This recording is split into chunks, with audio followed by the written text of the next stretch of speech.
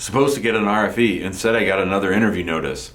Hi, I'm Jim Hacking, immigration lawyer practicing law throughout the United States at our offices in St. Louis, San Diego, and Washington, D.C. One of our YouTube viewers noticed that he was supposed to be getting a request for evidence, and instead he got a second interview notice, and he wanted to know, what's up with that?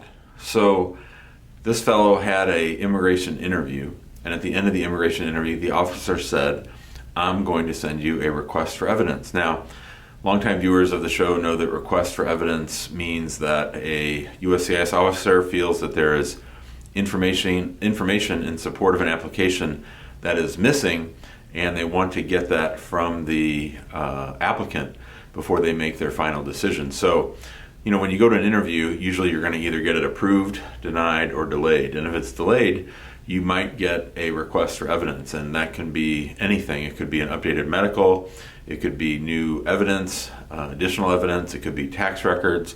All kinds of things can be encompassed in a request for evidence. And so this applicant was planning on receiving a request for evidence. Now, you never want to receive a request for evidence. It just means your case is being slowed down some more, and it means that there's a chance that your case might not get approved if you don't provide USCIS with the information or the documentation that they're asking for.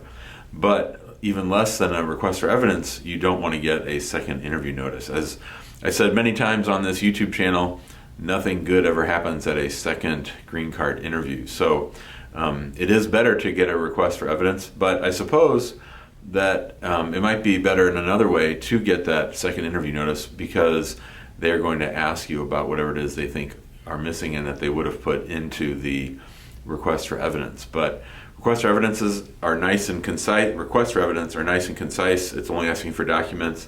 And you know, I never like it when my clients are talking at the immigration office. I'd much rather have them have a request for evidence than a second interview notice. The problem with a second interview notice is you don't know where it's going to go. The officer can take it in any direction, and it's not just limited to the request for evidence or a second interview. So if I had my druthers, if I got to pick, if I had the selection between a request for evidence or a second interview, I would opt for a request for evidence every single time.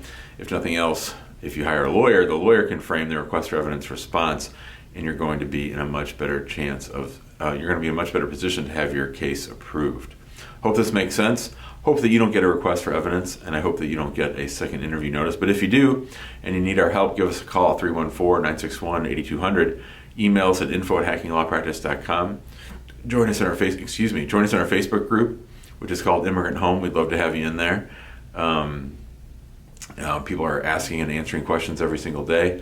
And then, of course, we have our YouTube channel, which we update every day with a new video. And on Tuesdays and Thursdays, we're live in the YouTube channel and in that Facebook group, answering as many of your immigration law related questions as possible. Thanks a lot, and have a great day.